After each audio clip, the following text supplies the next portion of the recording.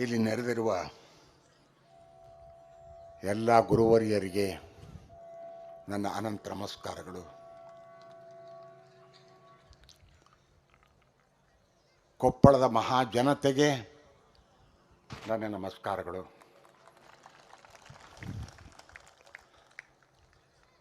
ವೇದಿಕೆ ಮೇಲಿರುವ ಹಿರಿಯರಿಗೆ ನನ್ನ ನಮಸ್ಕಾರಗಳು. ನನಗೆ ಇದು ಒಂದು ಅದ್ಭುತ ಕ್ಷಣ.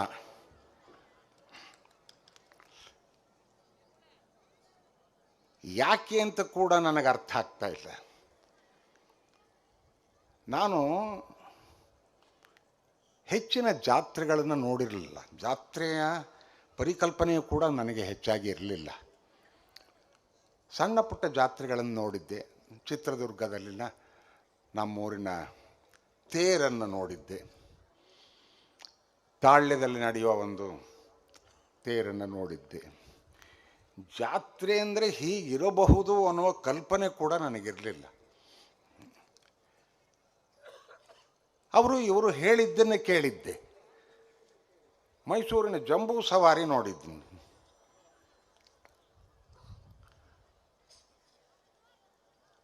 ಜಂಬೂ ಸವಾರಿ ಅಂತಾರಾಷ್ಟ್ರೀಯ ಖ್ಯಾತಿಯನ್ನು ಪಡ್ಕೊಂಡಿದೆ. ಅದಕ್ಕೆ ಯಾವ ರೀತಿಯಲ್ಲೂ ಕಡಿಮೆ ಇಲ್ಲದ ಇಡೀ ಜಾತ್ರೆ, ಇದಕ್ಕೆ ಯಾಕೆ ಇನ್ನೂ ಅಂತಾರಾಷ್ಟ್ರೀಯ ಮನ್ನಣೆ ಅಥವಾ ಪ್ರವಾಸೋದ್ಯಮ ಮನ್ನಣೆ ಸಿಕ್ಕಿಲ್ಲ ಅನ್ನೋದು ನನಗೆ ಅರ್ಥ ಆಗ್ತಿಲ್ಲ. ಸಿಗಬೇಕು. ಯಾವುದೋ ಕಾರಣಕ್ಕೆ ಅಥವಾ ಪ್ರಚಾರದ ಕಡಿಮೆ ಇದೆ ಅಂತಲೋ ಅದು ಜನರ ಗಮನಕ್ಕೆ ಬರದೇ ಇರಬಹುದು.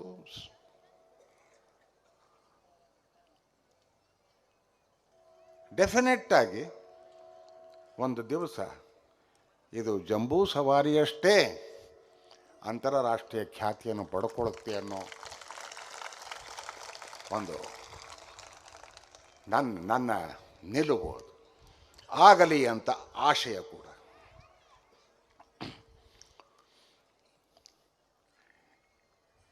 ಈ ಶರಣ ಪಂಥದಲ್ಲಿ ಅಕ್ಷರ ದಾಸೋಹ, ಅನ್ನದಾಸೋಹ ಇವೆರಡಕ್ಕೂ ಬಹಳ ದೊಡ್ಡ ಮಹತ್ವ ಪಡ್ಕೊಂಡು ಬಂದಿದೆ. ಇದು ಅಂಥ ಕ್ಷೇತ್ರಗಳಲ್ಲಿ ನಾನು 3000 ಮಠವನ್ನು ನೋಡಿದ್ದೇನೆ. ಉತ್ತರ ಕರ್ನಾಟಕದ ಅನೇಕ ಮಠಗಳಲ್ಲಿ ನೋಡಿದ್ದೇನೆ. ಸಿದ್ಧಗಂಗಾ ಮಠ ನೋಡಿದ್ದೇನೆ. ಚಿತ್ರದುರ್ಗದ ಮುರುಘರಾಜ ಮಠ ನೋಡಿದ್ದೇನೆ. ಆದರೆ ಕೊಪ್ಪಳದ ಗವಿಸಿದ್ದೇಶ್ವರ ಮಠವನ್ನು ಮೊಟ್ಟ ಮೊದಲ ಬಾರಿಗೆ ನಾನು ನೋಡ್ತಾ ಇರೋದು ನನಗೆ ಅತೀವ ಸಂತೋಷ ಕೊಟ್ಟಿದೆ. ಇದರ ಇತಿಹಾಸವನ್ನು ಕೇಳಿದಾಗ ಮೈ ರೋಮಾಂಚನವಾಗುತ್ತೆ. ಈ ತರಹ ಯತಿಗಳು ಇಲ್ಲಿ ಇದ್ದಿದ್ದು ಉಂಟೆ, ಹೀಗೆ ನಡೆದುಕೊಂಡು ಬಂದಿದೆಯೇ ಈ ಪರಂಪರೆ ಅಂತ ಬಹಳ ಸಂತೋಷವಾಗಿದೆ. ಹಾಗಾಗಿ ಇಲ್ಲಿಗೆ ಬಂದಿದ್ದು ನಿಜವಾಗಿಯೂ ನನಗೆ ಒಂದು ಅದ್ಭುತ ಕ್ಷಣ. ಮತ್ತು ಅದು ನನಗೆ ಒದಗಿದ ಸೌಭಾಗ್ಯ ಅಂತ ಅನ್ಕೋತೀನಿ. ಈ ಜಾತ್ರೆ ಅನ್ನೋದು ನಮಗೆ ಬಹಳ ನಮ್ಮ ಪರಂಪರೆಯಲ್ಲಿ ನಡೆದುಕೊಂಡು ಬಂದಂಥ ಒಂದು ವಿಶಿಷ್ಟವಾದ ಸಂಪ್ರದಾಯ. ಇದು ಕೇವಲ ಅಧ್ಯಾತ್ಮಕ್ಕೆ ಸಂಬಂಧಪಟ್ಟ ವಿಷಯವಷ್ಟೇ ಅಲ್ಲ, ಸಾಮಾಜಿಕವಾಗಿ ಕೂಡ ಇದಕ್ಕೆ ಬಹಳ ದೊಡ್ಡ ಮೌಲ್ಯವಿದೆ ಅನ್ನುವುದು ನನ್ನ ಭಾವನೆ. ಯಾಕೆಂದರೆ ಲಕ್ಷಾಂತರ ಜನಗಳನ್ನು ಒಟ್ಟಿಗೆ ಸೇರಿಸುವ ಸಾಮರ್ಥ್ಯ ಇದೆಯಲ್ಲ ಈ ಜಾತ್ರೆಗೆ, ಅದು ಬಹಳ ದೊಡ್ಡ ವಿಷಯ. ಇವತ್ತಿನ ಸಂದರ್ಭದಲ್ಲಿ ಜಗತ್ತಿನಲ್ಲಿ ಅಶಾಂತಿ ತಾಂಡವವಾಡ್ತಾ ಇರುವಂಥ ಸಂದರ್ಭದಲ್ಲಿ ಜನರನ್ನು ಒಟ್ಟುಗೂಡಿಸಿ ನಾವೆಲ್ಲ ಒಂದು, ನಾವೆಲ್ಲರೂ ಮನುಷ್ಯರು, ನಮ್ಮಲ್ಲಿ ಸೌಹಾರ್ದತೆ ಇರಬೇಕು ಅನ್ನೋದನ್ನು ದೊಡ್ಡ ಪ್ರಮಾಣದಲ್ಲಿ ಪ್ರಚಾರ ಮಾಡೋದು ಇಂತಹ ಸಂದರ್ಭಗಳಲ್ಲಿ. ಅಮೆರಿಕಾದವರು, ವೆನಿಜುಲಾದವರು ಇವನ್ನೆಲ್ಲ ಕೇಳಿ ನೋಡಿ ಸ್ವಲ್ಪ ಬುದ್ಧಿವಂತರಾದರೂ ಒಳ್ಳೆಯದೇನೋ ಅಂತ ಅನಿಸುತ್ತೆ ನನಗೆ. ಆಗಲಿ, ಹಾಗಾಗಲಿ. ಜಗತ್ತಿನಲ್ಲಿ ಒಂದು ಶಾಂತಿ ನೆಲೆಯೂರಲಿ. ಈ ಅಶಾಂತಿಯ ದಿನಗಳು ಹೋಗಿ ಜಗತ್ತು ಎಲ್ಲರೂ ನಾವೆಲ್ಲ ಒಂದೇ ಅನ್ನೋ ರೀತಿಯಲ್ಲಿ ಒಬ್ಬರಿಗೊಬ್ಬರು ಸಹಕಾರಿಯಾಗಿ ಒಬ್ಬರಿಗೊಬ್ಬರಿಗೊಬ್ಬರು ಅಕ್ಕಪಕ್ಕದಲ್ಲಿ ನಿಂತುಕೊಂಡು ಇಡೀ ಜಗತ್ತಿನ ಜನತೆ ಚೆನ್ನಾಗಿ ಬೆಳೆಯೋ ಹಾಗೆ ಆಗಲಿ. ಅದಕ್ಕೆ ಈ ಅಧ್ಯಾತ್ಮ ವಿಷಯಗಳು ಕೂಡ ಪ್ರೇರಣೆ ಕೊಡಲಿ ಅನ್ನೋದು ನನ್ನ ಅನಿಸಿಕೆ. ನನಗೆ ಇಲ್ಲಿಗೆ ಬರೋದಕ್ಕಿಂತ ಮುಂಚೆ ಕೆಲವು ಪದಗಳ ಬಳಕೆ ಮಾಡ್ತಿದ್ದೆ ನಾನು ನನ್ನ ಭಾಷಣದಲ್ಲಿ, ಅಲ್ಲಿ ಇಲ್ಲಿ ಬರವಣಿಗೆಯಲ್ಲಿ. ಅರಿವು, ಬೆರಗು, ವಿಸ್ಮಯ, ಭಾಳ ದೊಡ್ಡ ಪದಗಳು. ಎಲ್ಲ ನಿಘಂಟಿನಲ್ಲೆಲ್ಲ ನೋಡಿ ಅದರ ಅರ್ಥವನ್ನು ಅರ್ಥ ಮಾಡಿಕೊಂಡು ಓಹೋ ಬಹಳ ಒಳ್ಳೆಯ ಪದಗಳು ಅಂತ. ಆದರೆ ಇಲ್ಲಿಗೆ ಬಂದ ಮೇಲೆ ಅದರ ನಿಜವಾದ ಈ ಪದಗಳ ಅರ್ಥ ಆಗಿರೋದು ನನಗೆ. ಈ ರೀತಿಯ ಒಂದು ಜನಸಮೂಹವನ್ನು ಒಂದು ಕಡೆ ಸೇರಿಸಿ ಅವರ ಇಷ್ಟಾರ್ಥಗಳನ್ನು ನೆರವೇರಿಸಿ ಅವರಿಗೆ ಬೋಧನೆಯೂ ಆಗಲಿ, ಪ್ರಸಾದವೂ ಆಗಲಿ, ಜನಸಂಪರ್ಕವೂ ಆಗಲಿ ಅಂತ ಎಲ್ಲದಕ್ಕೂ ಅನುಕೂಲ ಮಾಡಿಕೊಟ್ಟಿರುವಂಥ ಒಂದು ಅದ್ಭುತವಾದ ಜಾಗವನ್ನು ನೋಡಿ, ಜನತೆಯನ್ನು ನೋಡಿ ವಿಸ್ಮಯವಾಗಿದೆ. ಒಂದು ರೀತಿ ಎಂದೂ ಕಂಡಿರದ ಒಂದು ಅದ್ಭುತ ಅನುಭವ ಇದು. ಎಷ್ಟೇ ಕೇಳಿದ್ದರೂ ಕೂಡ ಸ್ವಂತ ಅನುಭವ ಬಹಳ ಮುಖ್ಯ ಅಂತ ವೇದಾಂತದಲ್ಲೂ ಹೇಳ್ತಾರೆ, ಭಕ್ತಿ ಪಂಥದಲ್ಲಿ ಹೇಳ್ತಾರೆ, ಅಧ್ಯಾತ್ಮದಲ್ಲಿ ಹೇಳ್ತಾರೆ. ಅದು ಇವತ್ತು ನನಗೆ ಅರಿವಾಗಿದೆ. ಸ್ವಂತವಾಗಿ ಕಣ್ಣೆದುರಿಗೆ ನೋಡಿದಾಗಷ್ಟೇ ಗೊತ್ತಾಗುವ ಒಂದು ಅನುಭವ ಇದೆಯಲ್ಲ, ಆ ಅನುಭವ ದೀರ್ಘಕಾಲ ನಮ್ಮಲ್ಲಿ ಉಳಿಯುವಂಥದ್ದು. ಅಂತಹ ಅನುಭವಜನ್ಯವಾದ ಒಂದು ಅದ್ಭುತವನ್ನು ನಾನು ಇಲ್ಲಿ ಕಂಡು ಕೇಳಿದ್ದಷ್ಟೇ ಅಲ್ಲೇ ನಿಜವಾಗಿ ಕಂಡು ಅದನ್ನು ಅನುಭವಿಸಿ ಅದನ್ನು ನನ್ನ ಒಳಗೆ ಸೇರಿಸಿಕೊಂಡಿರುವ ಈ ದಿನ, ಇದಕ್ಕೆ ನನಗೆ ಅನುಕೂಲ ಮಾಡಿಕೊಟ್ಟಂಥ ಶ್ರೀಮಠದವರಿಗೆ, ಕೊಪ್ಪಳದ ಮಹಾಜನತೆಗೆ ನಾನು ನಿಜವಾಗಿಯೂ ನನ್ನ ಅನಂತ ನಮಸ್ಕಾರಗಳನ್ನು ಹೇಳ್ತೀನಿ. ಇಷ್ಟು ಹೇಳಿದ ಮೇಲೆ ಬಹಳ ದೊಡ್ಡ ಸಂಭ್ರಮ. ಆ ಸಂಭ್ರಮದಲ್ಲಿ ನಾವೆಲ್ಲರೂ ಪಾಲ್ಗೊಂಡಿದ್ದೇವೆ. ಇಂತಹ ಸಂದರ್ಭಗಳಲ್ಲಿ ಈ ಸಂಭ್ರಮಗಳು ಕೇವಲ ಸಂಭ್ರಮಗಳಾಗೇ ಉಳಿಯುವುದಿಲ್ಲ, ಅದು ಗೊತ್ತು ನನಗೆ. ಉಳಿಯಬಾರದು ಕೂಡ, ಸಂಭ್ರಮಕ್ಕೆ ಮಾತ್ರ ಸೀಮಿತವಾಗಬಾರದು. ಇಂತಹ ದಿನಗಳು ಸಂಕಲ್ಪದ ದಿನಗಳು ಆಗಬೇಕು ಅನ್ನೋದು ನನ್ನ ಭಾವನೆ. ಏನು ಸಂಕಲ್ಪ ಮಾಡಬಹುದು ನಾವು?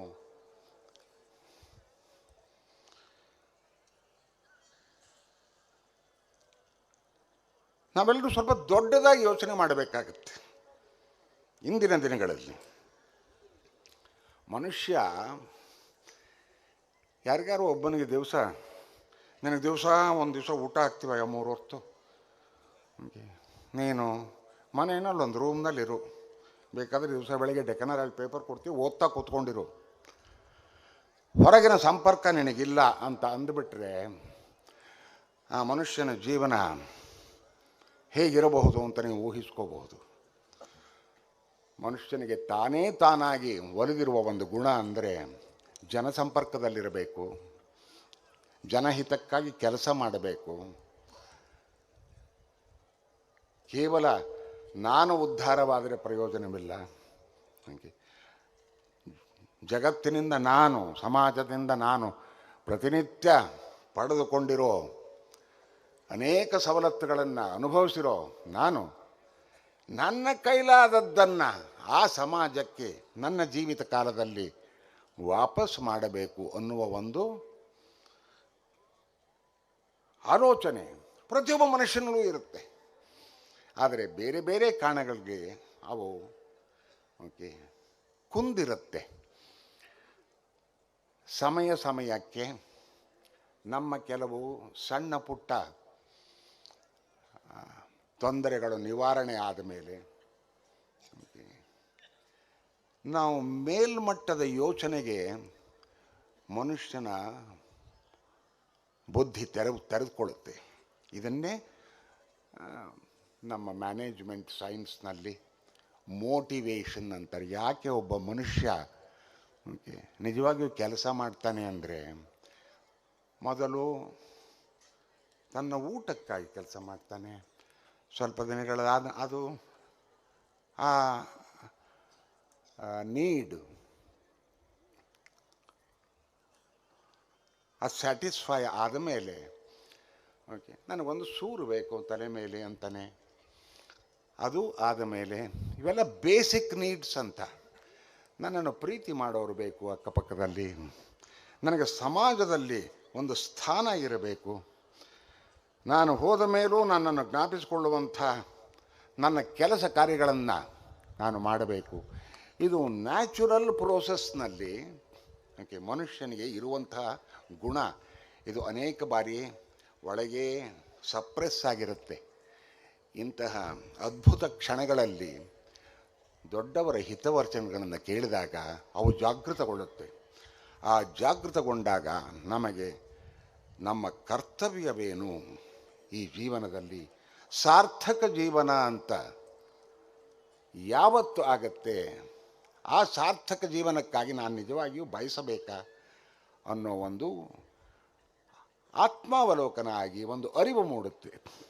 ಆ ಅರಿವು ಬಂದಾಗ ನಮ್ಮನ್ನು ನಾವು ಪ್ರಶ್ನೆ ಮಾಡ್ಕೊಳ್ತೀವಿ, ನಾನು ಏನು ಮಾಡಬಲ್ಲೆ ಸಮಾಜಕ್ಕಾಗಿ? ನನಗೆ ನಾನು ಭಾಳಷ್ಟು ಮಾಡಿಕೊಂಡಿದ್ದೀನಿ, ಸಮಾಜಕ್ಕಾಗಿ ಏನು ಮಾಡಬಲ್ಲೆ ಅನ್ನುವ ಒಂದು ಪ್ರಶ್ನೆ. ಇದು ಆಧ್ಯಾತ್ಮಿಕ ಪ್ರಶ್ನೆ ಕೂಡ. ನನ್ನನ್ನು ನಾನು ಹೂ ಆಮ್ ಐ, ನಾನು ಯಾರು ಅನ್ನೋದನ್ನು ಪ್ರಶ್ನೆ ಮಾಡ್ತಾ ಮಾಡ್ತಾ ಮಾಡ್ತಾ ನನ್ನಲ್ಲಿ ಇಂತಹ ಅಪಾರ ಶಕ್ತಿ ಇದೆ, ಆ ಶಕ್ತಿಯ ಸ್ವರೂಪ ನಾನು, ಆ ಶಕ್ತಿಯ ಅನಾವರಣ ಮಾಡಬೇಕಾದದ್ದು ನನ್ನ ಕರ್ತವ್ಯ. ಅದು ಆದಾಗ ಅದು ಸಮಾಜಮುಖಿ ಕೆಲಸವಾಗುತ್ತೆ ಅನ್ನುವ ಒಂದು ಅರಿವು ಮೂಡಿ ಅಲ್ಲಿಂದ ತಾನಾಗಿ ಅವನು ಸಮಾಜದ ಋಣವನ್ನು ತೀರಿಸ್ಕೊಳ್ಳೋಕ್ಕೆ ಬಯಸ್ತಾನೆ. ಅದು ಸಾಧ್ಯವಾಗೋದಕ್ಕೂ ಕೂಡ ಶ್ರಮಿಸ್ತಾನೆ. ಇಂಥ ಒಂದು ಸಂದರ್ಭದಲ್ಲಿ ನಾನೇನು ಮಾಡಬಲ್ಲೆ ಸಮಾಜಕ್ಕೆ ಅನ್ನುವ ಒಂದು ಪ್ರಶ್ನೆಯನ್ನು ನಾವೆಲ್ಲರೂ ಕೇಳಿಕೊಳ್ಳುವುದು, ಅದರ ಮೂಲಕ ಏನಾದರೂ ಸಮಾಜಕ್ಕೆ ಒಳ್ಳೆಯದಾಗೋದು ಆಗ್ತಾ ಇರಬೇಕು ನಿರಂತರವಾಗಿ ಅನ್ನುವ ಒಂದು ಸಂಕಲ್ಪವನ್ನು ಇಂತಹ ದಿನ ಮಾಡಿಕೊಳ್ಳುವುದು ಒಳ್ಳೆಯದು. ಅಥವಾ ಅಂತಹ ಆಲೋಚನೆಗಳಿಗೆ ಮೊಟ್ಟ ಮೊದಲನೇದಾಗಿ ನಮ್ಮನ್ನು ನಾವು ಪ್ರಶ್ನೆ ಮಾಡಿಕೊಳ್ಳೋದನ್ನು ಕಲಿಬೇಕು. ಇದು ಇಂತಹ ಜಾತ್ರೆಗಳಲ್ಲಿ ಮೂಡುವ ಒಂದು ಅಭಿಪ್ರಾಯ ಕೂಡ. ಅದು ಮನುಷ್ಯನ ಮನಸ್ಸನ್ನು ವಿಸ್ತಾರಗೊಳಿಸುತ್ತೆ, ಅವನ ಯೋಚನಾ ಕ್ರಮವನ್ನು ವಿಸ್ತರಿಸುತ್ತೆ. ಸ್ವಂತ ಯೋಚನೆಯ ಮೂಲಕ ಜಗತ್ತಿನ ಒಳಿತಿಗಾಗಿ ಅವನು ಕೆಲಸ ಮಾಡ್ತಾನೆ.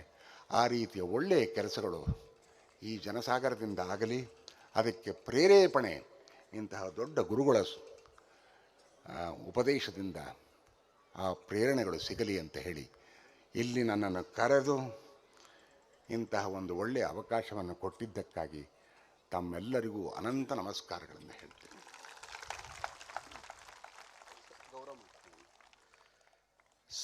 ಹೆಚ್ಚಿನ ವಿಡಿಯೋಗಳಿಗೆ ಪ್ರತಿಧ್ವನಿ ಯೂಟ್ಯೂಬ್ ಚಾನೆಲ್ ಸಬ್ಸ್ಕ್ರೈಬ್ ಮಾಡಿ, ಬೆಲ್ ಐಕಾನ್ ಕ್ಲಿಕ್ ಮಾಡಿ.